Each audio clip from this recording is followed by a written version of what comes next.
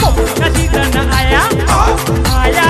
आया रे दादा पोपटी का सीजन आया आया आया रे दादा पोपटी का सीजन आया आया आया रे दादा पोपटी का सीजन आया